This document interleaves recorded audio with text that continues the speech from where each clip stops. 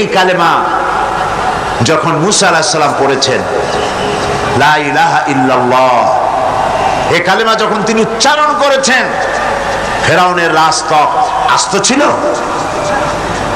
কথা বুঝতে পারছেন? এই কালেমার ধাক্কায় ফেরাউনের রাজতক্ত কি আস্ত ছিল? চুরমার হয়ে গেছে, দরিয়ার নীলে ডুবে মরতে হয়েছে। এই কালেমা যখন উচ্চারণ করেছেন হযরত ইব্রাহিম আলাইহিস সালাম, নমরুদের তত্ত্বটাও শেষ হয়ে গিয়েছে।